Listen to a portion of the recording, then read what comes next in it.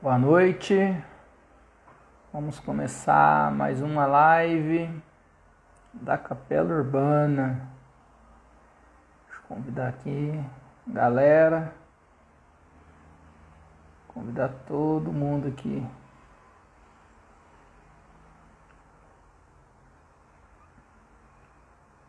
Boa noite, vamos chegando, convidando aqui a galerinha, chamando todo mundo aqui para nossa live.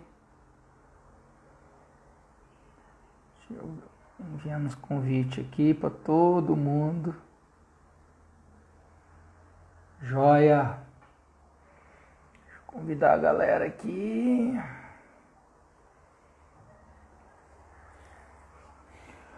Annelise, Lilian. Fala, Ronaldão, Rio de Janeiro, meu camarada. Esse Rio de Janeiro aí continua lindo. Ronaldão, vou colar aí no Rio de Janeiro, hein? Vamos chegando. Anabela, Tati, deixa eu ver aqui. Opa, aí, Emerson. Fala aí, comunidade. Isso aí é... Tô chegando no Rio, hein? Tô chegando no Rio de Janeiro.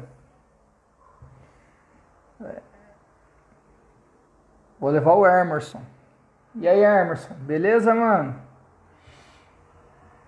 Eu e o Emerson já passamos pelo Covid. Agora a gente pode ir aí tranquilo. Nem vou te contaminar. Emerson, me fala do Rafael Rosa, mano. Tava internado, como que ele tá? Manda mensagem aí pra gente orar por ele.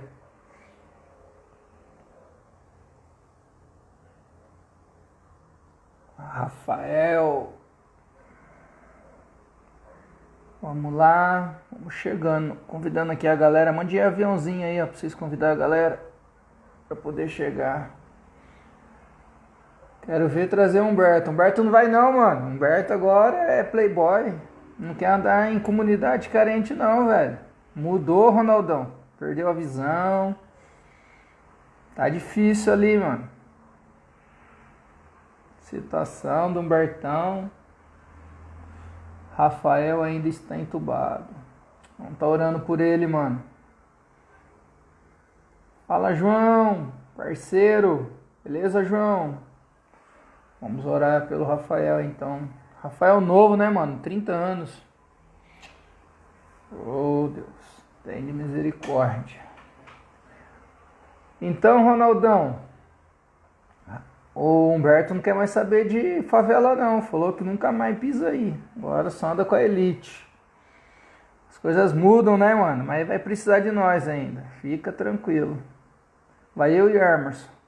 Beleza, Emerson? Olha o James na área. Fala, James. Vamos chegando. Esperando meu convidado aparecer aí na área hoje. Hoje a live aqui vai ser gringa. Ô Lilian, guarda o Lázaro ali pra mim, por favor. Ah, só eu falar já.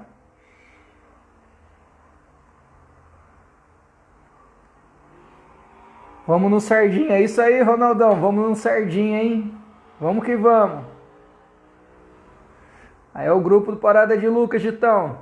Você vai querer ir junto? Eu e o Emerson já tá na fita. Vamos pra lá. Comer aquela sardinha.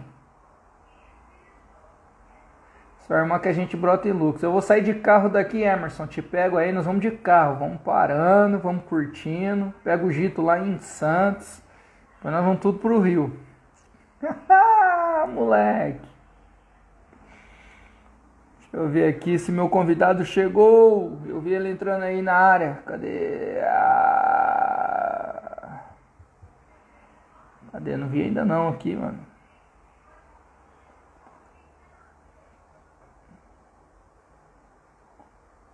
Partiu Rio de Janeiro, hein? Cristiane chegando, bem-vindo. Você vai de máscara mesmo. Mandou mensagem? Ô, negão, acorda, lá é tarde, deve estar dormindo. Deixa eu ver aqui. Não apareceu aqui ainda pra mim, não. Deixa eu ver aqui se eu acho ele. Achei. Deixa eu ver se tá na área aqui.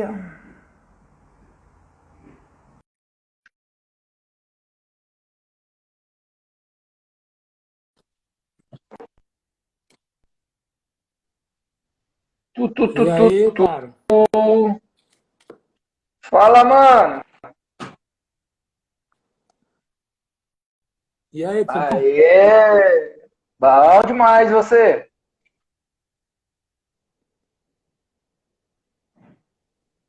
Tá, tá me ouvindo? Pô, tá dando uma interferênciazinha, mas tô te ouvindo, cara. Tá dando um delay aí? Isso, verdade. Beleza. Mas vamos devagarzinho Aí falando. Daí dá. o Gi tá aí na área aí, o palmeirense, sofredor aí. Nós estamos alegres, hein? Estamos em celebração aqui. Hoje não vai brotar nenhum corintiano aqui nessa live. É, cara, eu perdi. O Corinthians perdeu e o meu Mengão também perdeu hoje, né? Que maravilha! Hoje a live vai ser só dos palmeirenses aqui, ó. Campeão, só felicidade. Deixa eu Coisa convidar aqui linda, a cara. galera, mandar um convite aqui para a galera aqui. Peraí, só estão mandando um convite aqui pro pessoal para lembrar. O pessoal da capela, os caras devem estar tudo bêbado uma hora dessa, né? Comemorando bastante. Eu tenho que ficar lembrando. Aí, ó, falei de bêbado, a Belinha entrou na área. Coitada, cara. Sensacional. O grupo de alcoólatra aqui é grande, velho. Ó quem tá. Então,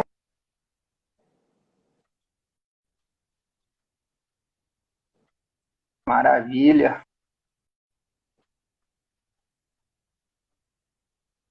Tá na área aí, Lázaro. Tava com saudade de você. Falou que vai assistir a live só por causa de você, Lázaro. Ó, Ronaldão, hein? Nossa, mano.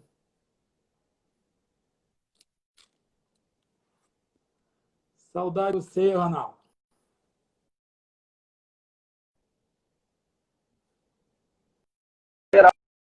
No próximo mês, nós estamos indo pra lá. Bora, Lázaro, lá pra Parada de Lucas?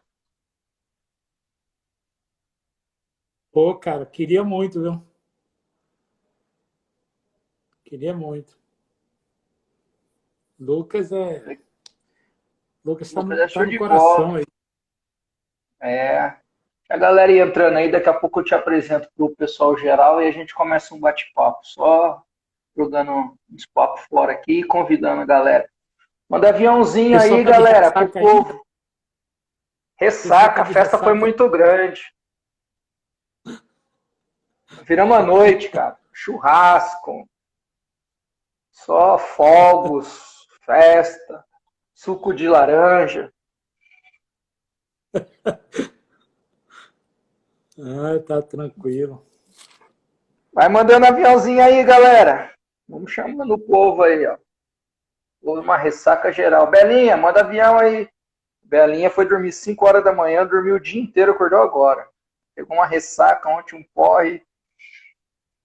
Não, carne de porco, Gitão, eu tô fora. Não como porco, não, cara. Faz parte da minha Você não religião. gosta? Nossa, a gente gosta de um torresmo aqui. Tem um boteco, mano. Tem um torresmo, pelo amor de Deus. Eu não sei o que é mais gostoso, se é o torresmo daqui ou se é o sardinha, hein, no Rio de Janeiro. O sardinha no Rio também é bom pra caralho. Ah, você conhece, né? Ok. A gente. Sardinha com Guaraná, né, Ronaldão? Bom pra caramba. O Ronaldão é parceiro demais. Ele nem come, deixa a gente comer e beber e ele fica lá só na paz. Tô observando. Só É, vigiando. ele é vegetariano agora. Ah, é? Então tá bom. Falou que quer viver muito, então vai ser vegetariano. Torresmo do Gaúcho. Pô, é isso aí mesmo, hein? Torresmão do Gaúcho. Torresmo do Gaúcho é bom pra caramba. Torresmo do Gaúcho, ô Lázaro, parece uma barra de cereal. Sério, velho? Parece barra de Onde cereal. fica isso? Eu Em imagino que Goiânia. fica no sul, né? Rio Grande do Sul, né? Porque Não, chama. aqui nos Estados Unidos, você vai para um restaurante indiano, que está aqui nos Estados Unidos, os cozinheiros tudo mexicano. Então não dá para entender isso, tá? Não, mas aqui em Goiânia o cara veio do sul mesmo, o cara é gaúcho, chama Frango Gaúcho o restaurante. E daí, mano, o cara faz cada rango e faz um torresmo, pelo amor de Deus. Não dá para entender essas coisas, Sandra. Eu fui para um restaurante brasileiro aqui, quando eu estava lá no churrasco, quando eu cheguei lá, pô, todos os caras que estavam trabalhando na cozinha e servindo era mexicano. A única pessoa brasileira era a mulher do caixa, meu. Não dá para entender essas paradas, entendeu? Alguém tem que estar na direção, é verdade. Mas, ó, na minha opinião, né, lá no Peru, a melhor comida que eu curti é um arroz chalfa. O arroz chalfa é original da China, mas os peruanos aderiram lá, me fizeram uma mistureira, o bagulho é bom pra caramba. Ficou bom. Nossa, é como se fala lá em Minas, né? Esses mexidão, né? O Os pessoal de caras é um Minas, cara, tempero. cara de Minas tem uma galera ali que gosta do mexidão, tudo é mexidão. Quando eu cheguei em Minas, que me falaram sobre mexidão, eu ficava, pô, que isso, cara? Não entendi o que é esse tipo de comida, mas depois eu me liguei com ele. Existem as misturas que É, funcionam. beleza. É, não, rango é. Comida é bom demais. Onde a gente vai, a gente faz um rango. Você tá me ouvindo bem, né, Tô, tô, Alília? tô de boa. Adoro mexido. Mexido é bom demais. Tudo mexido é bom. Ainda mais a gente que já passou lá na base. O que sobrava a gente misturava e Mandava ver.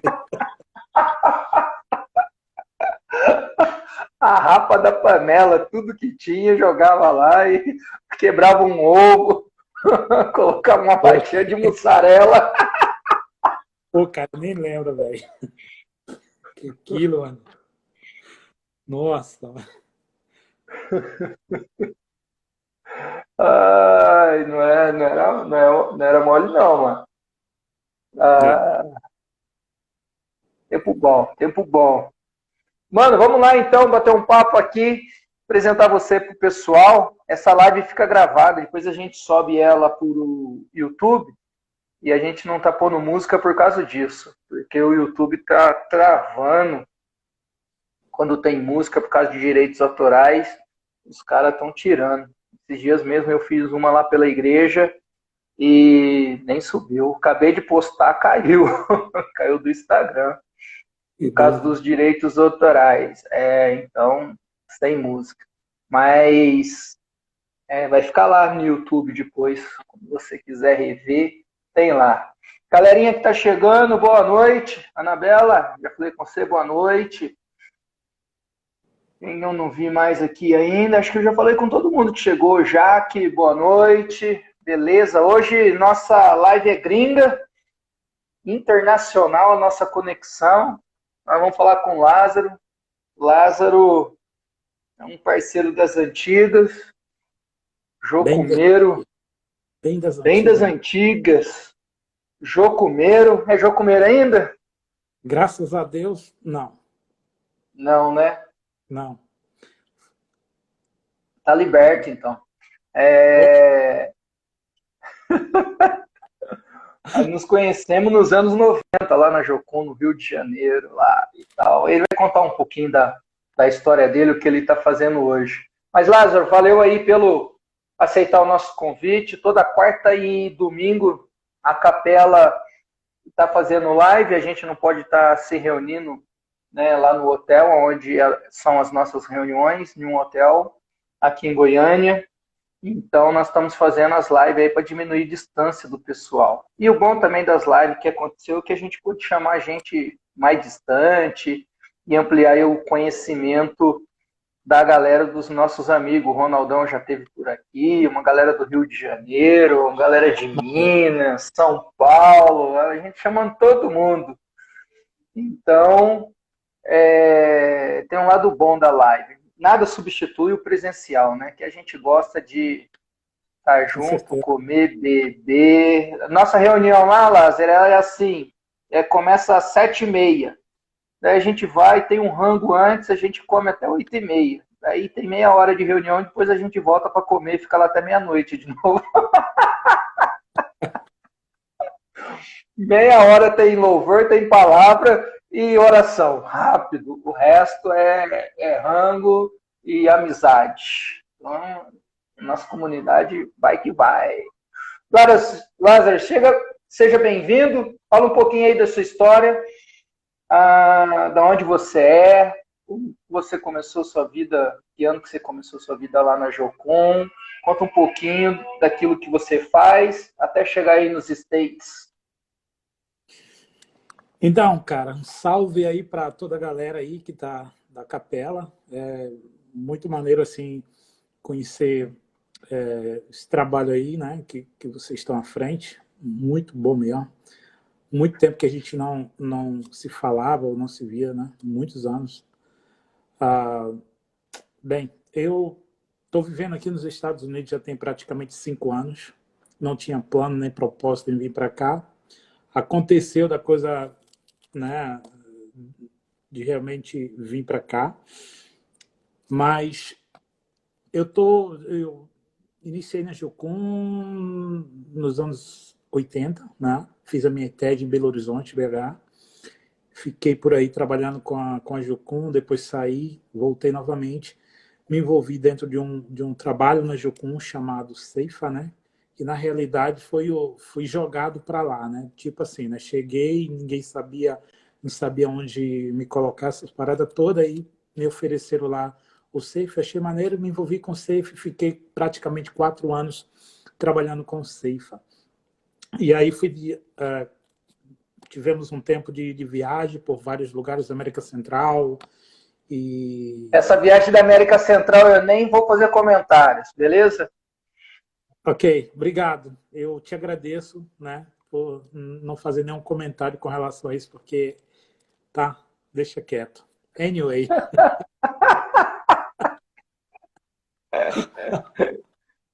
Não, o único comentário que eu vou fazer para o pessoal é que vocês saíram daqui do Brasil e foram por terra até a América Central.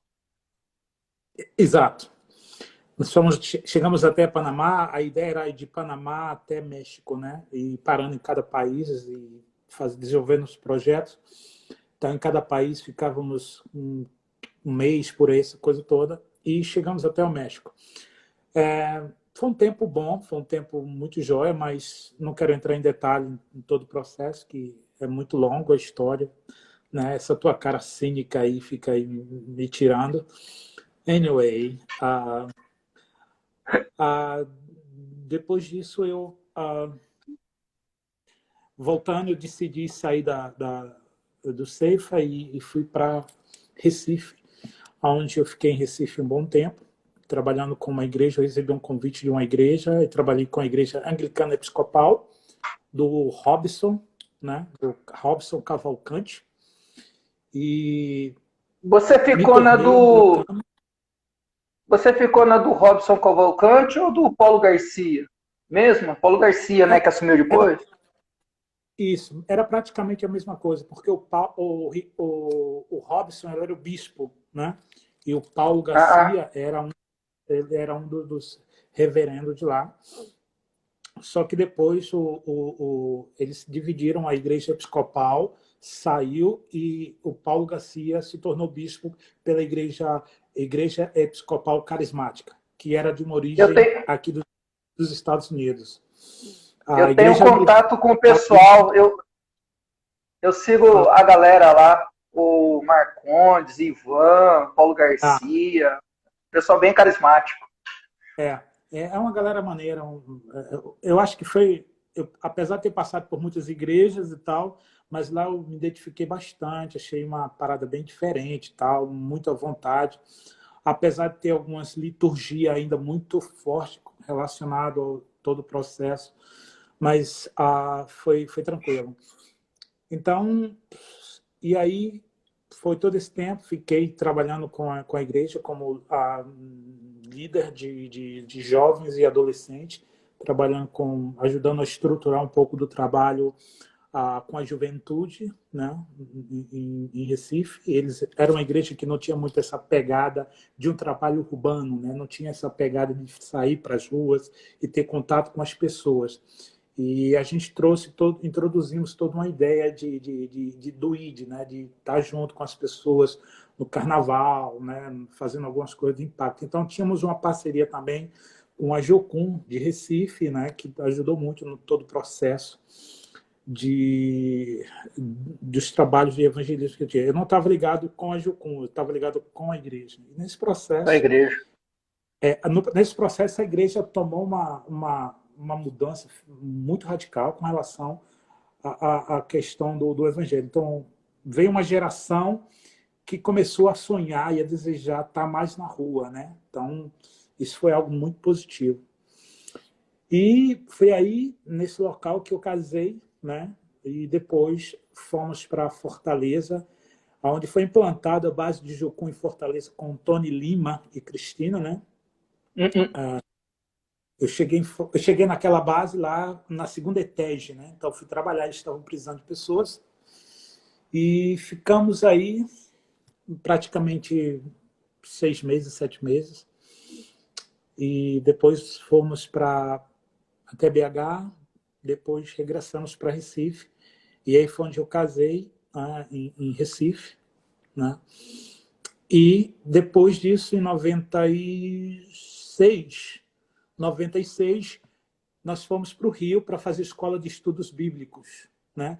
E aí foi onde a gente se conheceu, né? Nesse período que você estava rodando a escola de missões urbana, isso? Isso. A EMU, né? Ebu. Então, exatamente, né? Você já tinha trabalhado em Santa Marta, acredito, né?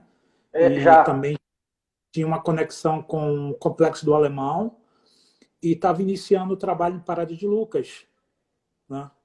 Então, Isso. aí foi nesse processo que nós nos conhecemos, né? Então, essa é um pouco da trajetória desse processo que vivemos durante esse período, Rio de Janeiro. Então, o Rio de Janeiro se tornou minha cidade do coração, né? Você é Porque original. Você é da onde? Natural de onde? eu sou natural da cidade de Natal, Rio Grande do Norte. Natal. Natal. Então, eu saí de Natal em 85. Saí para Fortaleza, para um centro de reabilitação de maluco, né? Então, fui para lá e fiquei mais doido ainda, né? E de lá eu fui para Jocum, né? Então, assim, fui para um outro estágio, né? Um outro estágio Da da maluquice. loucura. É. Outro estágio da maluquice. Então, Foi na Jocum que você foi mas, recuperado. mas agora eu estou me recuperando, cara. Bem, Ah, essa é a ideia. quando eu encontrei com você em 96, vocês fizeram escola de estudos bíblicos, daí ficaram um tempo lá no Rio e depois você foi para o estado dos Estados Unidos também, né? Acho que Montana, alguma coisa assim, não foi? Então, depois da escola de estudos bíblicos, eu fiquei praticamente um ano trabalhando com evangelismo na base lá de Jocum, do Rio, e depois nós fomos para Montana. Chegamos em Montana em 98, fomos fazer a escola de Sport Ministry, que é uma escola que tem a pegada de desenvolver o projeto com o esporte, usando o esporte como uma ferramenta, né, de valores, né, introduzindo valores de Deus e evangelho, essas coisas todas. E depois disso, terminamos a nossa escola de esporte em Montana, foi onde Judá nasceu, nos estados, em Montana. Nós fomos para a Austrália, aí eu fui para a Austrália fazer escola de evangelismo. Ficamos 6 meses aí na Austrália, depois fomos para a Índia, onde ficamos mais ou menos 3 a 4 meses na Índia. E aí fiz o papel regressando, né? Índia, Austrália, Austrália, Estados Unidos e Estados Unidos, Brasil, né? E na realidade, assim, né? A minha esposa ficou grávida na Índia, né? E essa era a princípio era a nossa ideia, ter 10 filhos e cada filho em um país diferente, né? Isso. Então a Para gente, você ter, né? para você ter grana do governo de 10 países. Evidente, né, cara? Tem que ser, como se diz, né? Eu sou crente, mas não sou bobo, né? Anyway, so nós chegamos no Brasil, em Recife, ficamos 6 meses, foi onde a Sara nasceu, em Recife, e aí voltamos para o Rio. Quando voltei para o Rio, eu assumi o departamento de evangelismo, e isso para mim era bastante complicado, porque eu queria que algumas coisas mudassem dentro da proposta de evangelismo que a base tinha. Para mim era muito fechado, mas eu queria ampliar um pouco mais, ter umas coisas ideias diferentes. E aí trabalhamos com o apoio da base de Jucu, São Paulo, que era os impactos em Aparecida do Norte, né? Você lembra muito bem disso. Trabalhamos apoiando os trabalhos de evangelismo em Copacabana, final de ano e carnaval. Então, a ideia de trazer uma mudança. Então, foi quando eu estava orando e Deus colocou assim muito forte no meu coração a parada de começar algo com esporte, né? E aí foi quando surgiu a ideia do Gol do Futuro, né? Que na realidade surgiu em Parada de Lucas, né? Você lembra, todo apoio, a gente conseguiu levar 2 moleques lá de Lucas para fazer teste no Palmeiras, né? Eu morava em São Paulo nessa época. Isso. E foram muito bem na época, então assim, tínhamos uma boa conexão. E aí eu, em Santa Cruz da Serra, onde é a base da Jucum, eu iniciei o projeto chamado Gol do Futuro. A minha ideia de fazer o Gol do Futuro era porque eu ia para aqueles programas de peneirão nos clubes, e eu comecei a achar aquilo muito injusto, né? Porque tinha garotos que saíam de São Gonçalo, por exemplo, no Rio de Janeiro, para vir fazer o teste em Santa Cruz da Serra, muito longe, saía de manhã, às vezes os moleques não tinham comido, não tinha dinheiro para pagar, e depois de um dia cansativo, né, dava 100 garotos e um treinador para avaliar 100 garotos, né? No final de tudo, ele só escolhia um garoto, basicamente de 100. E os outros ficavam todos frustrados, e o investimento, os meninos acreditando naquilo. E eu comecei a observar isso, e eu disse assim, eu acho que eu vou montar um projeto, e nesse projeto eu vou trabalhar com esses moleques e marcar jogos com esses times para que esses moleques sejam vistos, porque esse para mim era um caminho mais interessante de que esses moleques, né, saem de tão longe e aí fazer peneira. não consegui. Então, exatamente. Então, eu fiz o curso de treinador de futebol, sou registrado pelo Sindicato de Treinador de Futebol no Rio de Janeiro. Trabalhei com o Jorginho, né? No Bola para Frente, em Guadalupe. Justo nessa época tinha muita conexão com os atletas de Cristo. E depois eu fui para a Inglaterra fazer um curso pela UEFA como treinador de futebol. Fiz e regressei e aí comecei o trabalho com o projeto. E só um parênteses.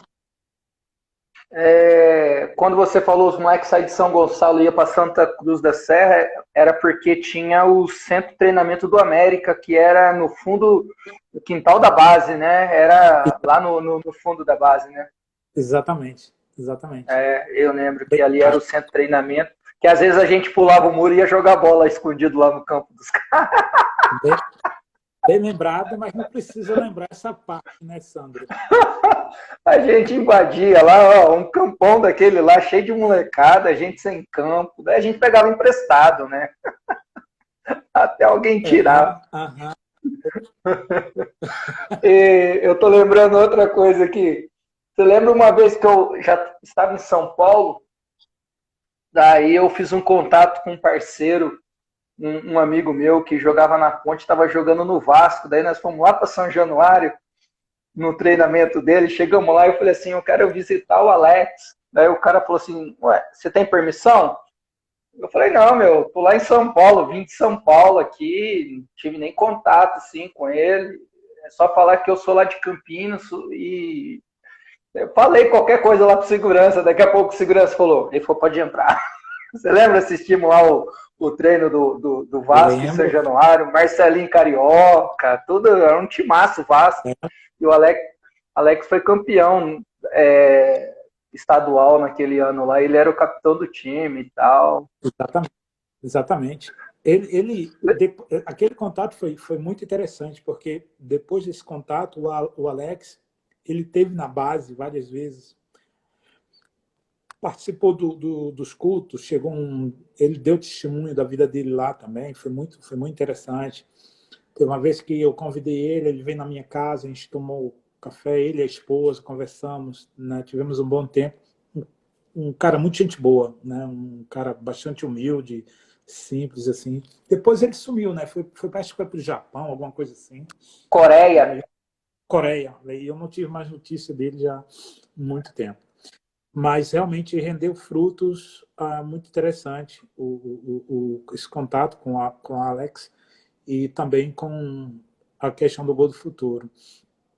Então, o Gol do Futuro foi todo um processo, né, que Deus fez e teve uma influência muito grande dentro da comunidade de Santa Cruz da Serra e foi muito positivo. Hoje nós temos retorno de meninos que passaram pelo projeto, que hoje estão extremamente bem, né? Tem meninos que alguns chegaram a jogar futebol, outros estão muito bem. Teve até um menino que 3 anos atrás ele vai fazer um doutorado aqui em San Diego, né?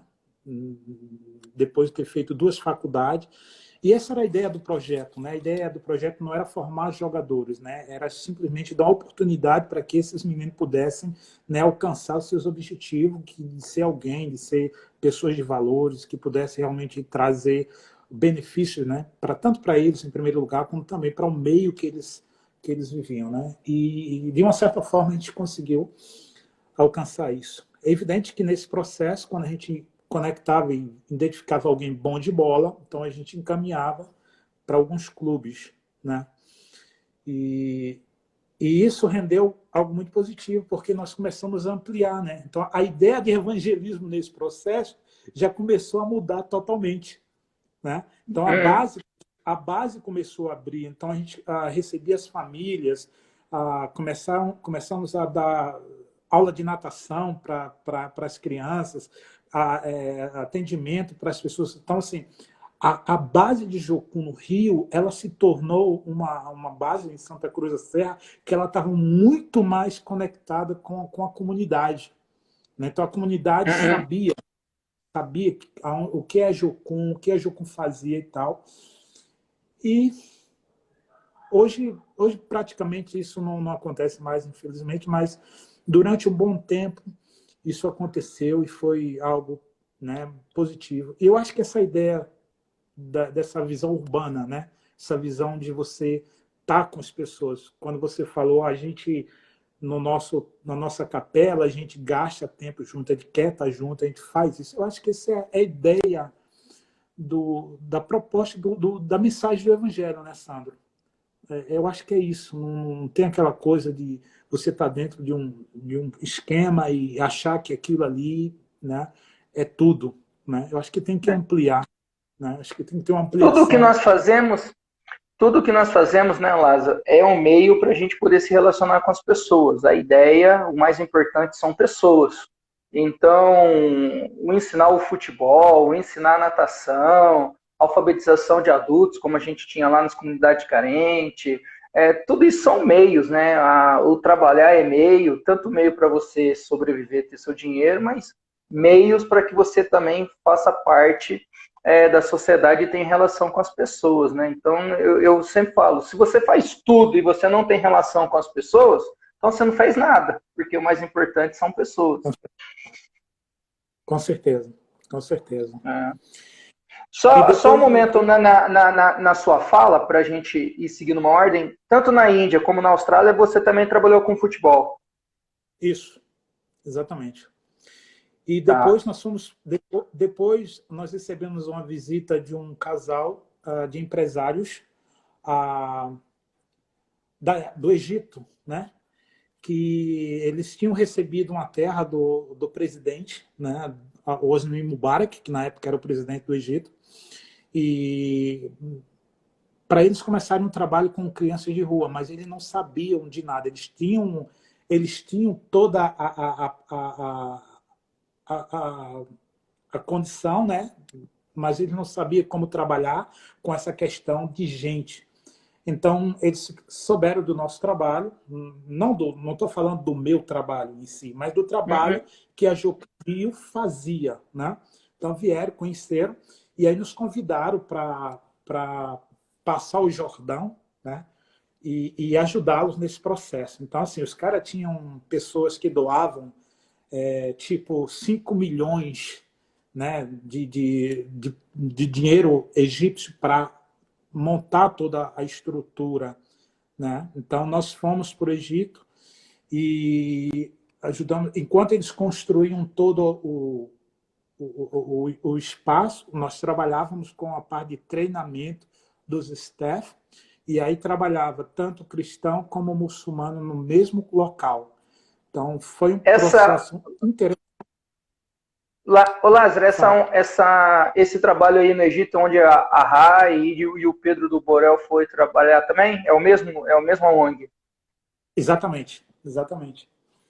Tá. Então, aí nós ficamos lá durante um bom tempo, quer dizer, 2 anos, né? Até começar quando surgiu a Primavera Islâmica, né? Que foi uma perseguição geral, e aí foi onde o presidente Hosni Mubarak caiu, né? Nesse processo aí veio a Zoe, né? A Zoe nasceu no Egito, e aí foi um processo de alegria e tal, mas também foi um processo de muito medo, né? De muita insegurança pela questão, o país estava praticamente, né, fechado tudo, né? Então nós Só um momento aí, segura seu raciocínio. Os caras estão. O Ronaldão começou uma hashtag aí, ó, falando, volta Lázaro. Falou que a casa lá de Lucas está fechada da missão para você voltar e reativar o trabalho lá. Ó. E a Lili falou que dá maior apoio. tá bom, beleza, vamos passo a passo, né? Não, essa é a impressão, Os caras estão. Só tô lendo aí, ó. Então, uh, so, uh, então nós decidimos voltar para, cara.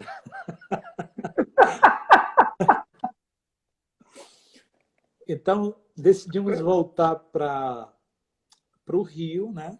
Nesse processo. Só que nesse processo, antes dessa Primavera Cristã, Sandro, eu fui a uma igreja e eu estava assim, vi 2 caras, né? Encostados assim. E aí eu percebi que o físico desses caras assim era como se fosse jogador de futebol. Então eu me aproximei deles e falei assim, eu comecei a conversar e perguntei, vocês já jogaram futebol, jogam futebol? Eles falaram assim, nós somos jogadores. E aí eu me apresentei, eles me convidaram para ir a um local para ver eles jogando. Sandro, eu fiquei impressionado, eu vi. A maioria eram africanos negros, negros. E o que acontece? Eles são extremamente rejeitados dentro do próprio Egito, que é África. Eles não são bem-vindos nesse lugar, até porque são a maioria são cristãos, né, desses negros, e eu fui numa favela em pleno Cairo. Cairo é muito pobre, tem muita necessidade, mas foi muito difícil ver, né? Era muita gente de vários lugares da África e muita gente boa, muito jogador de nível alto profissional. Então, quando eu vi aquilo, eu disse assim, eu vou montar um projeto aqui. Então, montei um projeto chamado Flamengo no Cairo. Entendeu? Nossa, aí quebrou tudo, daí quebrou tudo. O que acontece, Daí velho? não foi pra frente, não foi pra frente, faliu. Então, eu aluguei um espaço, nós treinávamos 3 vezes na semana, mandei fazer camisas, né, vermelha e preta, e comecei a ir nos clubes, né, apresentando minha carteira de treinador de futebol e dizendo que eu estava com um time com o nome Flamengo. Então, os caras ficaram loucos, né? Disseram, Flamengo, já ouvi Sem falar, contato com o Flamengo, mas você não tinha contato com o Flamengo, você foi na caruda. nada, é claro. E aí fizemos vários jogos contra alguns clubes de lá da segunda divisão do Egito. E os moleques, os meninos que já eram homens profissionais e tal, ganharam todos os jogos e os times começaram a contratar os caras, entende? Começou a contratar os caras. Então, essa era a ideia, de criar uma oportunidade, de criar um caminho para esses meninos que estavam sendo ali, né, rejeitados, não eram vistos, ninguém conseguia enxergar esses meninos. E a ideia foi justamente isso, introduzir eles, né, para que as pessoas pudessem ver aqueles moleques. Então, temos vários jogadores espalhados na Malásia, né? Tem jogadores que foram para alguns países da Ásia, né? Na Coreia, na Índia também, e um outro paísinho Tailândia. lá isso, Tailândia. Então, essa foi a ideia de dar oportunidade para esses meninos, né? Então, depois disso, voltamos para o Rio, e foi quando eu comecei o trabalho lá em Parada de Lucas, que estava fechado, que o Ronaldo tanto fala aí, né? E aí fizemos uma parceria, o Ronaldo, esse cara sempre, um homem show de bola, um figuraço, sempre trabalhando em parceria com ele, a gente estávamos conseguindo esse processo de fazer com que a coisa andasse, né? Bem, e aí foi quando, nesse processo, a minha esposa foi diagnosticada com câncer, começou um tratamento, e esse câncer, nesse processo, muito agressivo, e não tinha... Passou um ano de tratamento, terminou o tratamento, tá boa, tá ótima, não existe mais câncer, mas depois começou a surgir toda essa questão da metástase, e aí a coisa foi se complicando. Deram 3 meses de vida para ela, regressamos para Recife, onde a família dela reside, e lá foi bem complicado, foi bem difícil, até que em 2014, o Judá queria muito vir para os Estados Unidos estudar e jogar basquete, porque ele já jogava basquete no Rio, jogou pelo Flamengo, jogou pelo Botafogo, e queria vir para cá. Eu trouxe o Judá aqui e regressei para o Brasil. E aí os médicos falaram que ela só tinha 3 meses de vida, então ela falou, eu posso visitar meu filho, porque já que você está me dando um prazo de 3 meses e tal. Então os médicos falaram, você tem 2 semanas para ir e voltar para continuar o tratamento. Então ela veio, ela, a irmã e a Marcilene, e quando chegou aqui, passou mal, ficou internada, e os médicos falaram, olha, realmente a situação dela é muito grave, não tem como, e nenhuma companhia aérea queria assumir a responsabilidade de pegar, colocar ela no voo para voltar para o Brasil, porque ela podia justamente, no meio da viagem, não existir. Então me ligaram e falaram assim, olha, tu tem que vir para cá, porque a tua esposa precisa de você e precisa de cuidado. Então eu deixei tudo em Recife, né? Peguei as meninas e viemos para cá. E aqui Deus abriu as portas, ela conseguiu um bom tratamento num bom hospital, E quando ela iniciou o tratamento aqui, ela ganhou 1 ano e 6 meses de vida, né? Nossa. E nesse processo a gente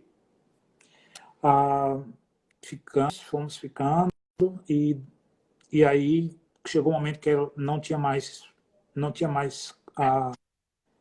como ela ter mais vida ou mais tratamento. Então ela me fez um pedido. O último pedido de vida dela foi: Lázaro, eu gostaria muito de pedir, meu último desejo era você ficar aqui até os nossos filhos terminarem a escola. Então eu decidi honrá-la, honrar esse último desejo dela, né, de ficar, né, aqui. E estamos aí, né? Estamos aí até hoje lutando com 4 filhos, né, diferentes idades, com diferentes situações, nesse processo onde é bem difícil você, como pai, né, tá longe dos amigos, longe da família, longe de todo mundo, e você ter que lidar com situação que às vezes você não sabe. Estados Unidos é um lugar muito interessante, mas existe uma ilusão aqui nesse país muito grande, principalmente dos jovens, acham que vir para os Estados Unidos é a realização de muita coisa. Mas tem algumas coisas que são positivas, mas uma grande maioria você rala muito, você sofre muito, tem muito preconceito, tem muita coisa que rola, Imagina. entendeu? É. Ô, Lázaro, desde quando a Doca foi diagnosticada com câncer até ela falecer, foram quanto tempo? Foram 4 anos. 4 anos. Ah, É, ela... a Doca foi minha tutora na escola de estudos bíblicos. Duca, eu falava Duca. A gente zoava muito. 4 anos. Caraca. É, Mas para quem foi um tinha ano 3 meses, 6 meses, foi. Foi 1 ano de tratamento no Rio, depois foi mais quase 1 ano de tratamento em Recife, Recife. e depois mais 1 ano e 6 meses de tratamento aqui, né? Legal. Ô Lázaro, legal porque deu para desfrutar mais tempo com os meninos, esperar crescer também, né, e tal, toda essa questão. Hoje é Dia dos Pais, feliz Dia dos Pais para você, para mais pais aí que está na live nos vendo, É, e ser pai tem que participar, né, velho? Não tem jeito de não participar, né? é Então, verdade. é um desafio para você. Faz quanto tempo que você está sozinho com os meninos? Sandro, desde quando tem 3 anos que a Alessandra faleceu, né? 3 anos. Mas assim, cara, Alessandra é para você, Doca para mim. é, mas é Doca também para mim. Mas assim, cara, na realidade, a, quando a Doca começou a ter esse processo de tratamento, eu entendi que eu precisava assumir um pouco mais a história de cuidar, de tratamento, de estar com os moleques, né? Porque ela ficava muito debilitada, então ela às vezes não tinha muito ânimo, então eu tinha que assumir de conversar com os moleques, de levar para a escola, de, sabe, de fazer as coisas que naturalmente nós dois fazíamos, né? Então tem 3 anos que ela faleceu e 3 anos assim que eu estou diretamente só eu e eles, né? Tem sido algumas paradas assim, bastante louca, porque eu, por exemplo, tenho a Hannah, que você conheceu a Hannah, né?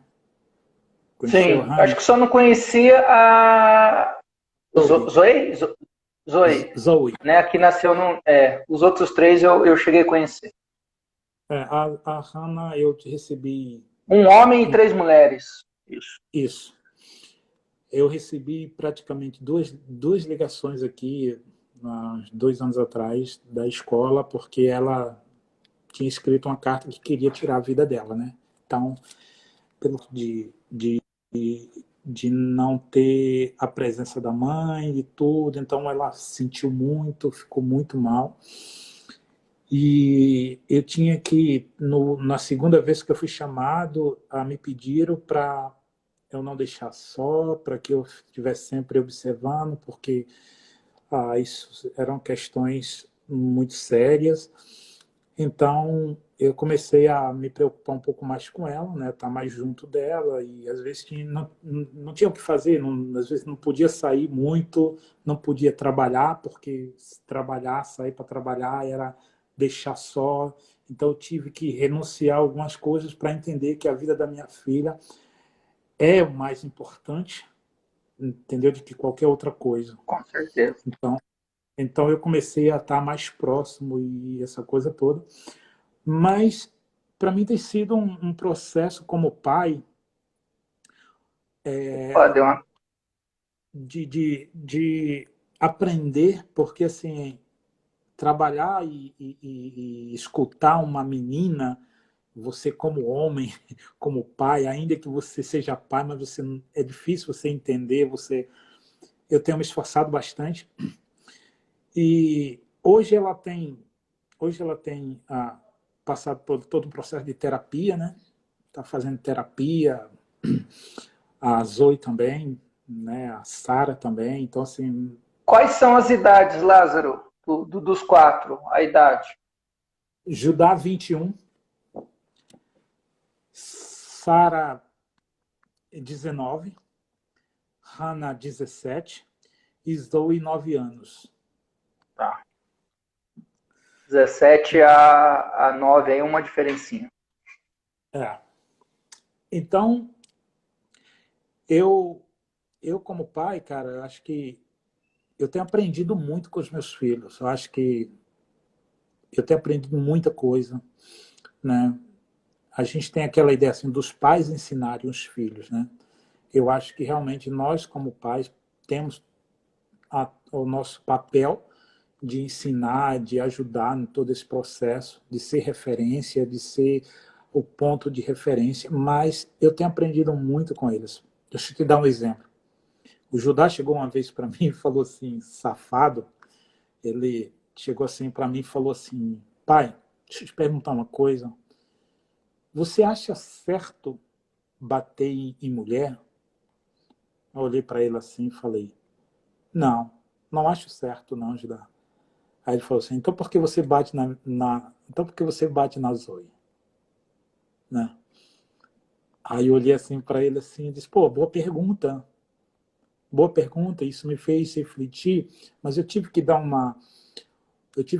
conversar com ele a diferença de bater e a diferença de você disciplinar, não com aquele sentimento de raiva ou de ódio, daquele sentimento que às vezes muitas pessoas têm, mas de você tentar ajudar essa criança. Então, eu comecei a falar para ele o porquê eu fazia isso, mas ele estava certo.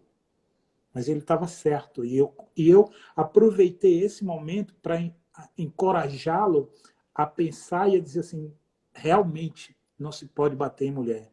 E eu quero que você reflita sobre isso como homem. Eu quero que você reflita isso como cidadão, como, sabe, que realmente não pode. Então, assim, foi bem interessante. Uma outra situação que para mim foi interessante, Sandro, que eu gostaria de deixar aqui esse relato, é que eu, eu perdi meu carro, eu tinha um carro e eu perdi o carro, a polícia me parou e me deu uma multa e de repente houve uma situação e eu perdi meu carro. Então eu fiquei basicamente 6 meses sem carro. Então eu estava indo todos os dias para a escola levando a Zoe, né, caminhando com ela. Às vezes fazia calor porque a Califórnia é no deserto e quando é no verão é muito quente. No inverno é frio. E eu ia todo dia de manhã caminhando com ela, né? E ela falava assim, pai, eu tô cansado. Pai, tô cansado, tal. Pai, quando é que a gente vai ter um carro? Pai, isso aqui. E eu falava assim para ela, assim, Zoe, olha só, um dia nós vamos ter um carro de novo. Mas no momento a gente tem que entender que esse momento a gente vai ter que se sacrificar um pouco. Mas um dia a gente vai ter um carro. E depois de algum tempo, eu consegui comprar um carro e, e aí, uma vez voltando da escola com ela de carro, e eu falei assim, Zoe, você lembra que quando a gente estava sem carro, que a gente fazia esse circuito aqui quase todo dia, e você dizia que estava cansada, que você estava quente, que você estava... Você lembra disso? Ela falou, lembro. Eu disse, você lembra agora, você está dentro de um carro e você não está mais com essa questão? Ela falou, lembro. Eu disse, lembra que eu te falei que um dia a gente ia ter um carro? Você se lembra disso? Então, estava vindo, eu vi uma senhora com 2 filhos saindo da mesma escola. Eu parei meu carro e falei assim, Zoe, vamos dar uma carona para essa mulher, vamos oferecer uma carona para ela. E ela falou, ok. Então paramos o carro e eu chamei a senhora. Isso aqui não é uma coisa que, que se pode fazer, né? As pessoas têm muito medo e é perigoso e isso é muito complicado aqui. Então eu parei meu carro, decidi parar meu carro e falei, ó, a minha filha estuda com os seus filhos na mesma escola e eu queria saber se você quer uma carona.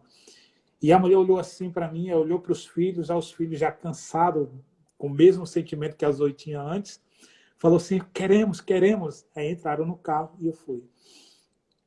E depois eu falei com a Zoe, Zoe, o pouco que nós temos, o pouco que recebemos, nós podemos compartilhar com aqueles que não têm. Então eu, como pai, o meu papel é ensinar os meus filhos, sabe, esses ensinamentos, a ajudar esses valores, a construir esses valores. Eu não falo de religião, eu falo de construir valores, né? Os princípios. Exato. Que isso é algo que fica, que é algo eterno. Religião, mas é algo muito além disso, né? Aquilo que Deus nos permite, aquilo que Deus nos ensina, é muito além, é muito amplo.